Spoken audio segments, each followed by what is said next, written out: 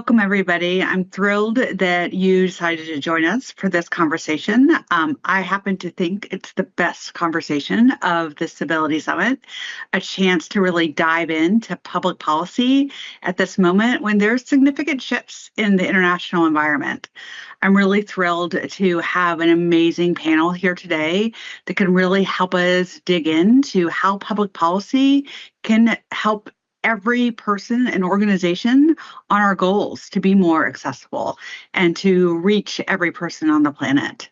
So I wanted to save all of the time for the rich conversation I know is coming our way and start with allowing our panelists to introduce themselves. I'm going to ask them to tell us who they are, what their current role is, and to share how they're feeling, how the outcomes of recent global elections are impacting disability policy from where they sit in the world. So I'm going to ask Maria to start us off with this conversation today.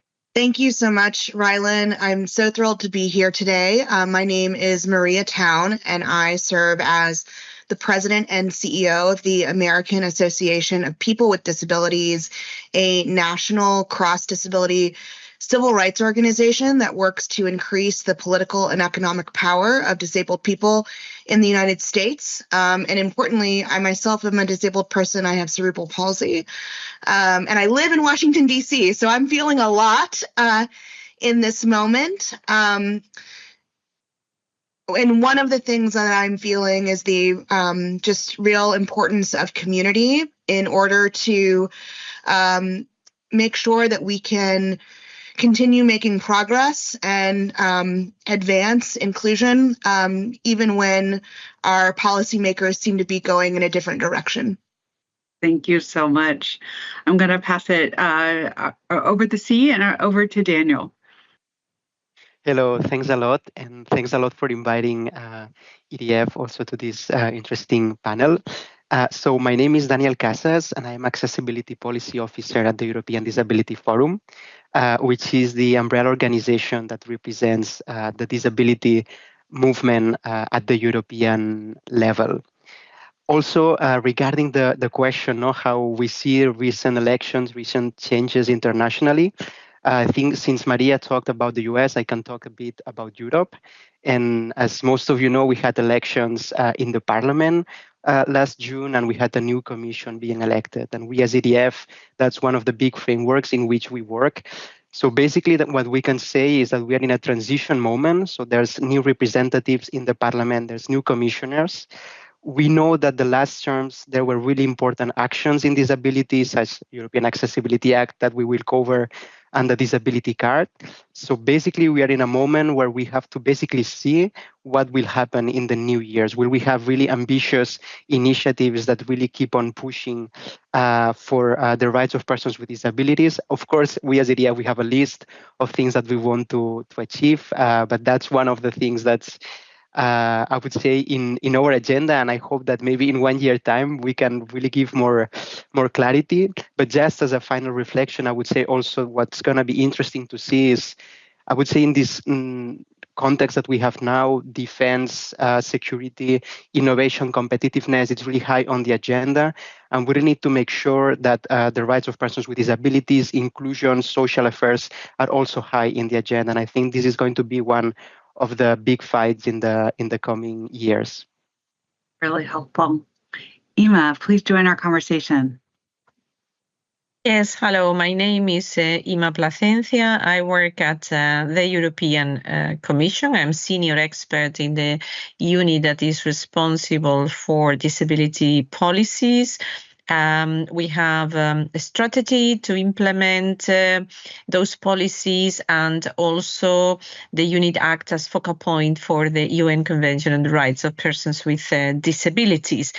I'm leading on the disability team, and in particular, most of my work relates to accessibility, including the implementation and the work related to the European Accessibility Act, but also part of my work is really mainstreaming disability and accessibility in other EU policies and legislation.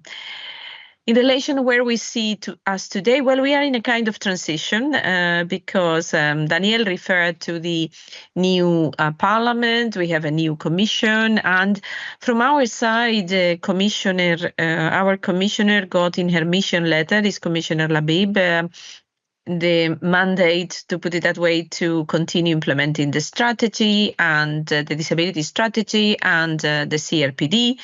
And well, she's restated in the parliament. We have now reached the mid-term of the disability strategy. It was 2130.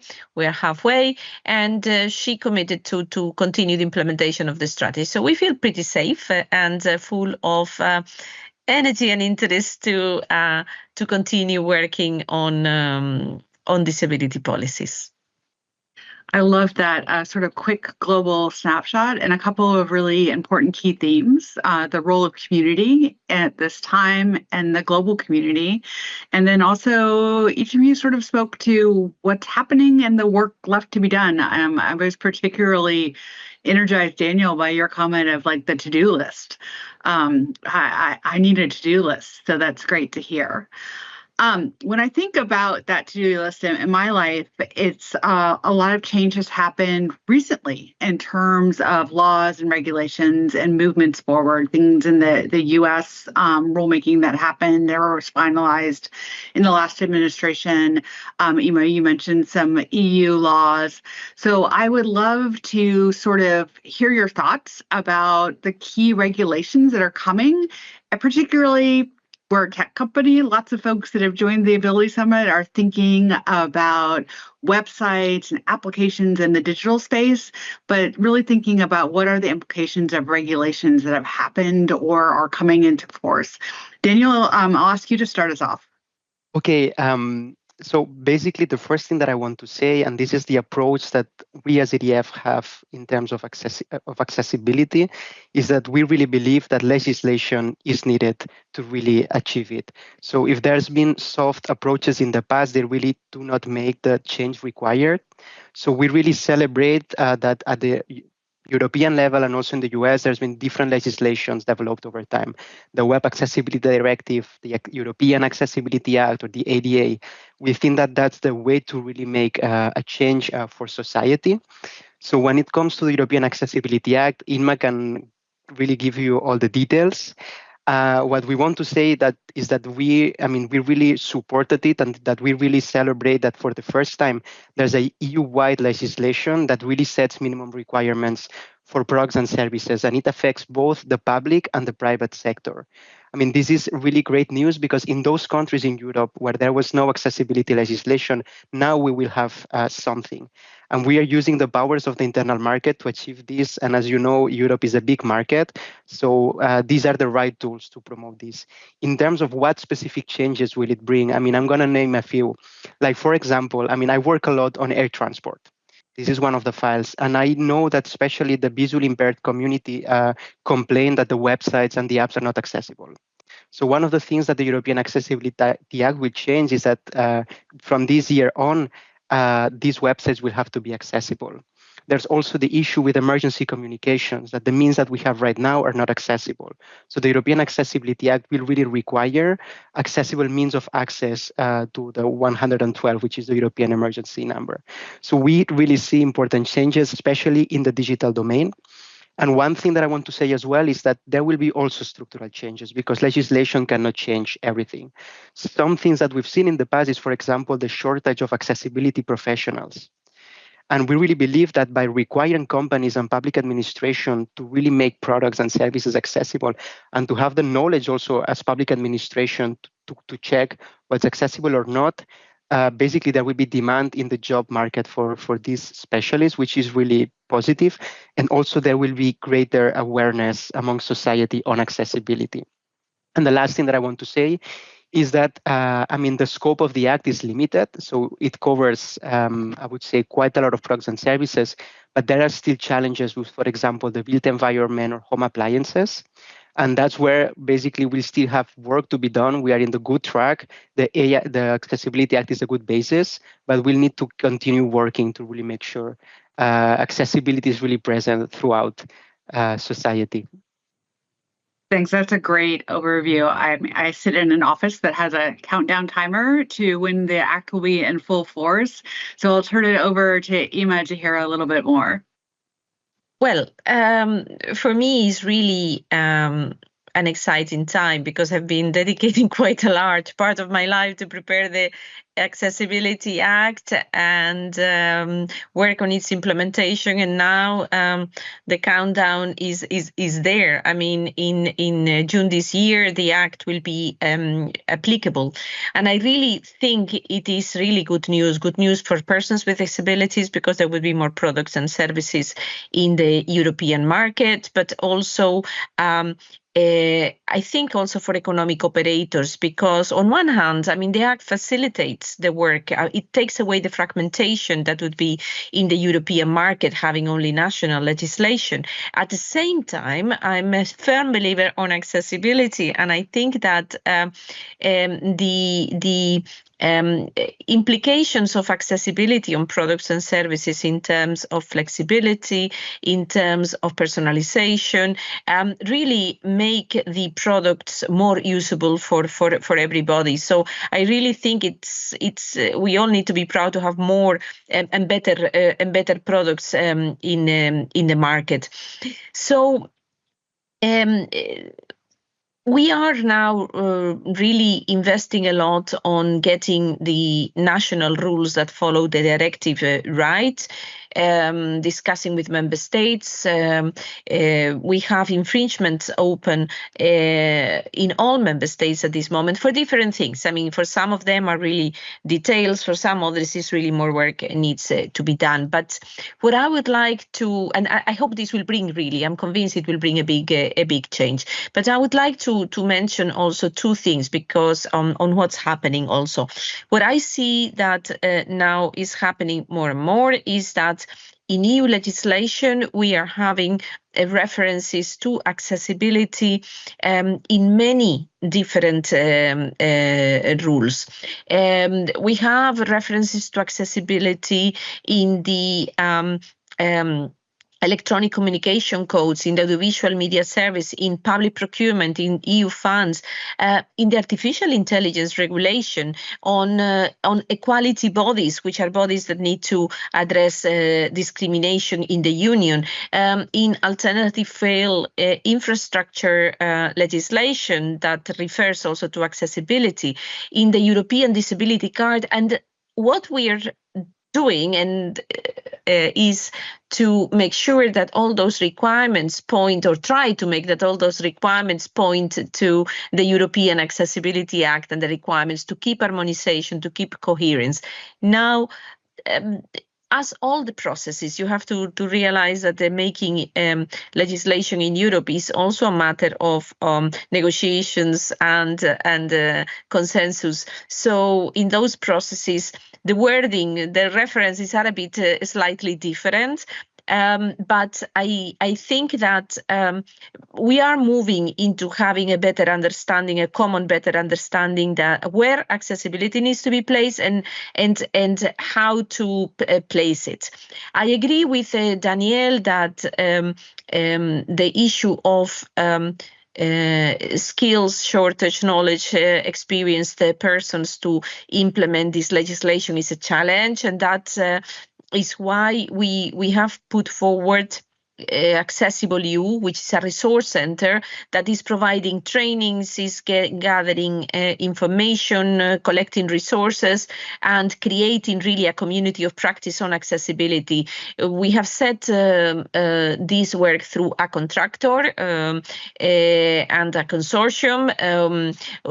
It's been secure. It is now secure for 4 years. It's a contract, but we see the importance of having that power and competence in order to implement the legislation. Without that, it would be really a problem. So a lot is happening in terms of regulation, and in terms of accessibility. Really, this consistency, I think, is really essential to have effective and coherent implementation. Really helpful. I'm going to turn it to Maria. I heard so many connections to the work that I know that you're doing in the U.S. around websites, rulemaking, travel, etc. So fill us in.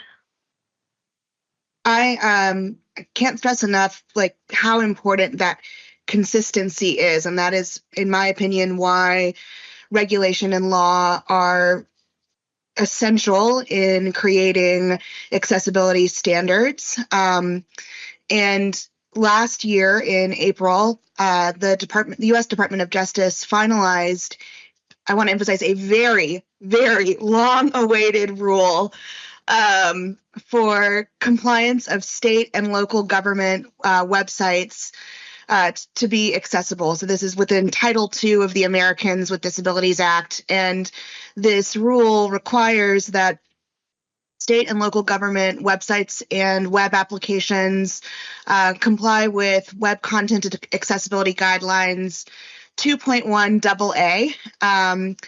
And there is a graduated timeline for compliance based on the size of a particular place or locality.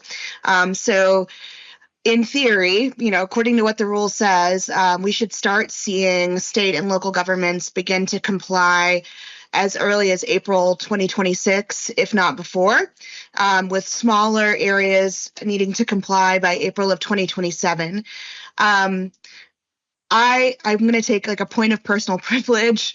I worked on this rule when I worked in the Obama administration. This rule took 14 years to finalize, which is, it honestly created a problem. The length of time that it took for the government to finalize this regulation, because, preaching to the choir here, technology changes really fast. And so the longer that the US waited to establish a kind of foundation of accessibility compliance for websites and web apps, the harder it was going to become, right? And so the community was thrilled that this finally happened, and further thrilled because initially the Department of Justice proposed a number of exceptions to compliance with this rule. And the reason why I want to mention this is because I think it actually highlights the importance of community advocacy and ensuring that governments and companies themselves are in dialogue with impacted communities. There were a number of exceptions in the proposed rule, and because of the disability community's work to say, we are everywhere. We're using websites at every level of government, from school boards to city councils to departments of emergency management. The Department of Justice basically walked back those exceptions and created extremely narrow exceptions for compliance. And so the final rule was actually much stronger than the proposed rule, and we're really looking forward to its widespread implementation. Just being very candid and honest, I think there's a lot of uncertainty about what's going to happen with this rule, and if the current Department of Justice is going to continue to facilitate its enforcement through the publication of technical assistance resources. But I'm still very glad that it exists, because it gives state and local governments themselves a guideline for what they can expect and what they should be complying to, even if they're no longer required to by the federal government. It also gives people with disabilities a tool to say, this is what our websites and our web applications should look like and should operate like. And so companies like Microsoft then also have a guide themselves to know, here's what we can anticipate. Here's the kind of standard we can anticipate being held to in the future in case new leadership comes into place in a subsequent administration. And on the kind of talent issue, which I think is real, one of the arguments that the disability community used and continues to use to push for web accessibility regulations is the fact that if you're in a kind of digital first mode, whether you are a municipality or a health clinic or a vendor, you're doing website updates all the time. And so just like if you're putting on an event, you need to proactively budget for accessibility.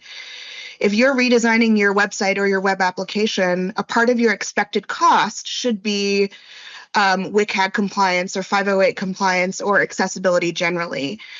So this isn't a separate kind of set of skills or a kind of bonus feature. These skills should be standards within the field of coding and web development. I love so much in that. And I love in particular the sort of call to action from all three of you, or the information sharing from all three of you to our audience about sort of what's happening and where there are now rules and regulations that businesses and developers and the community can look at to see what is the expectation and how we can move things forward in that space. This conversation is always so rich, and so I have anxiety that we're going to run out of time. So I wanted to talk a little bit about everyone's thoughts of the power and challenge in this AI transition that we're in the midst of, but also want to allow some time to talk about how we collectively can unblock disabled talent in employment. Both topics are really front and center at Microsoft, as our company has benefited from the talents of so many disabled innovators and employees that really make our product and our work better. And so thinking about that in a business perspective is critical moving forward. And we're actively engaged in the world of AI and learning about what it's accelerating in terms of accessibility and what we need to be including to make sure it works for everyone. So I'm going to give you a chance to sort of pick what you want to focus on in our next answer, or whether it's a little bit of both. This time we'll start with Maria to sort of take our conversation forward.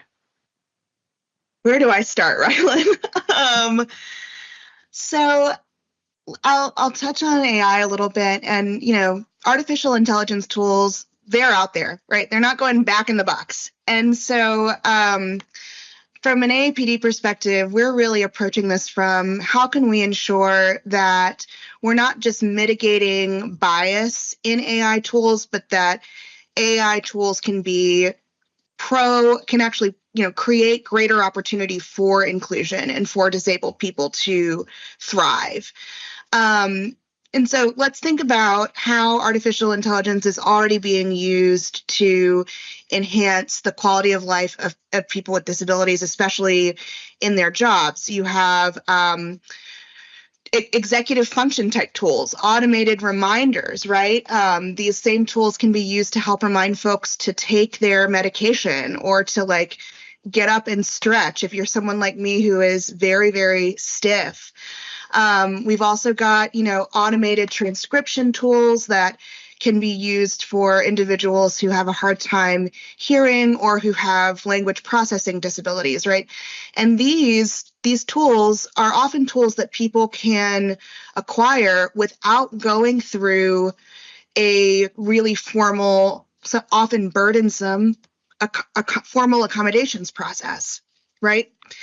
And that is one of the places where I think AI can become extremely beneficial as these tools are expanded in workplaces where we do get to a point of more universal design, where instead of having to have this specific disclosure of disability and potentially fraught conversation with a manager where people feel anxious and nervous, a company like Microsoft can say these are tools available to all employees, and then myself or another person could say, oh, I want to start using this tool within Teams or this tool within Office 365.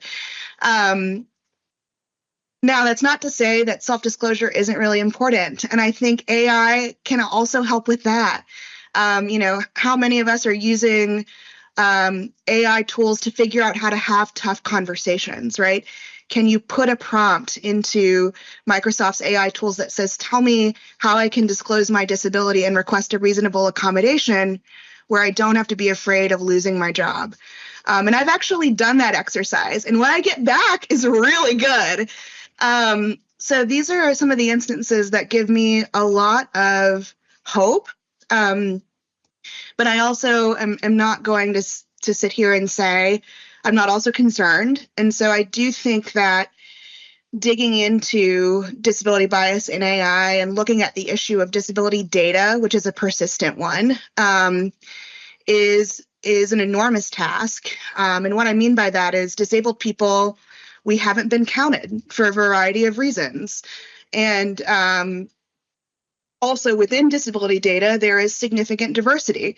Even people with my same disability, cerebral palsy, can have extremely different access needs and preferences. And so a data set may not accurately capture our experiences navigating automated decision-making tools. And so efforts to increase the presence, quality, and accuracy of disability data to inform AI training, like large language model training, I think are exceptionally important. Really helpful. Daniel, I'm going to ask you to jump into this conversation. Yeah, I think Maria covered really well the answer. So the first thing that I think it's important to keep in mind is how persons with disabilities are really uptakers of technology, and how it really has proved it has removed most of the barriers that we encounter in our daily life. And AI gives a lot of examples, like even text to speech technologies, automatic captioning, are really progressing really quick and are really making a difference. So at EDF, I'm not the leading person on AI, but what we can say is that we're also focusing a lot in it, because it's not only any technology, it's a really game changer. And our approach when we're dealing with AI is basically to ensure that AI is accessible for persons with disabilities, because there can be new barriers being created. But also, and that was also one of the topics that Maria mentioned, is the issue of also data sets, discrimination, etc.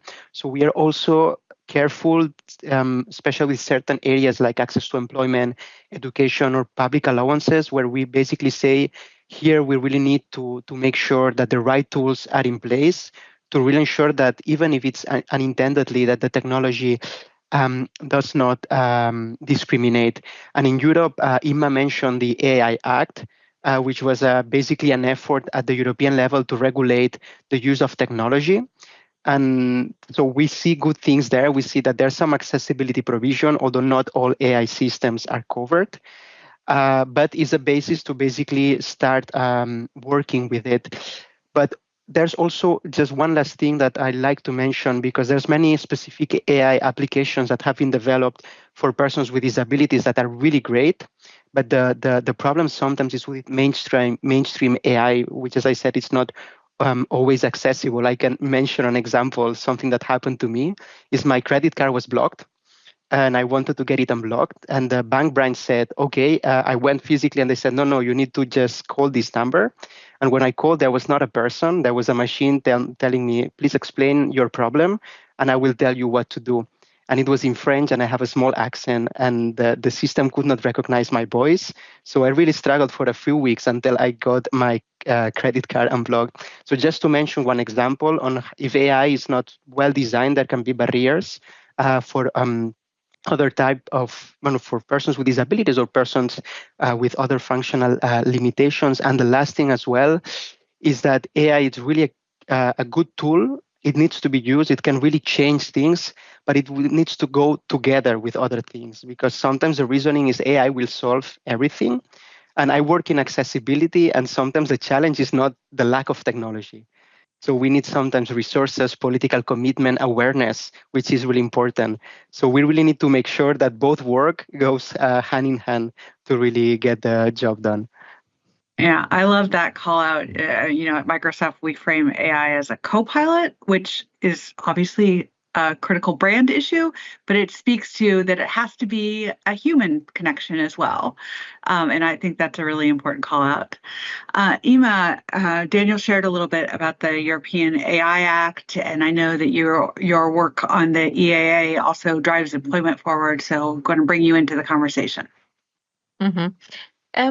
Well, I mean, let me start by saying that the regulation on artificial intelligence, what it aims to do is really to cater for the safeguard of the fundamental rights of everybody, including persons with disabilities, and having trustworthy AI. And it takes a risk-based approach. So the level of intervention in the different, let's say, AI developments depends on the risk that AI might pose. So there are some AI that is considered not acceptable because it puts an acceptable risk. Then you have high risk, and then there are some measures to take care that those risks are mitigated. Then you go to limited risk or even minimal risk, where there are really no rules. There is no intervention by the EU.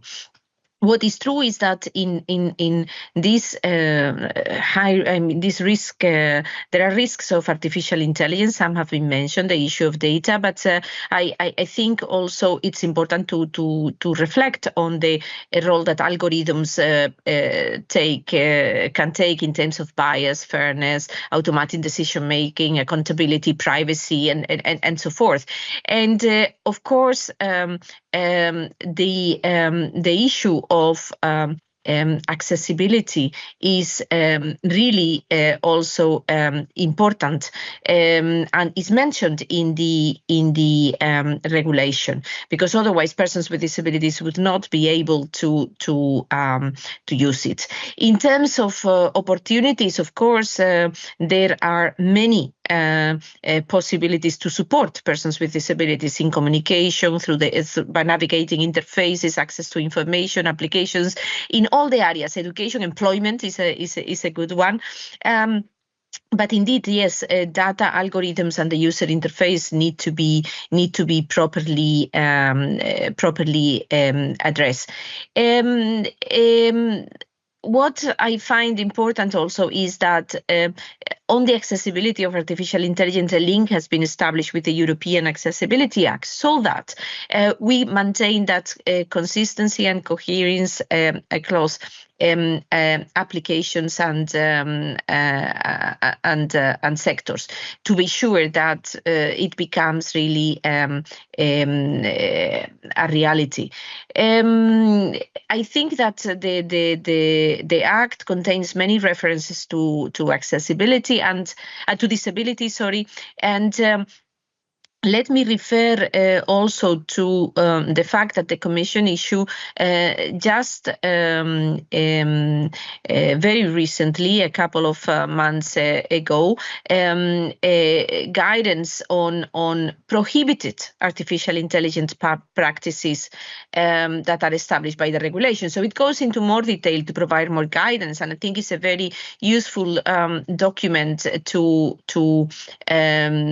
read, because it goes into what is forbidden, what is harmful exploitation of the vulnerabilities of persons, including persons with disabilities, and talks about the manipulation, deception, exploitation. It addresses how it affects individuals and how certain practices are really forbidden in the EU. So I think that this is, of course, a very new field, and we need to adapt the rules, the laws, as it develops. And also, just to tell you, we had a recent conversation with those making standards for the on artificial intelligence and addressing the issue of disability and accessibility in the standards, related standards. And we established also contact with experts outside Europe, because again, once more, this consistency on AI and disability is important to be maintained. Yeah, I don't know if you would like that we say something on in relation to employment employment now, or I give you back the I floor? think I'll have to cut you off, which is painful for me, because I love that, and I love that the update that there's been the recent connection on standards around accessibility and disability with the folks working on the AI Act. So great sort of breaking news. So thanks for that. We've got about 20,000 people listening in today. So there, no pressure, but there's a bit of an audience out there. So as we sort of close out, I wanted to give you each an opportunity to share with us sort of a call to action. What you would tell the audience, our folks from industry, the employers, the disability community. What can we all do to support public policy modernization?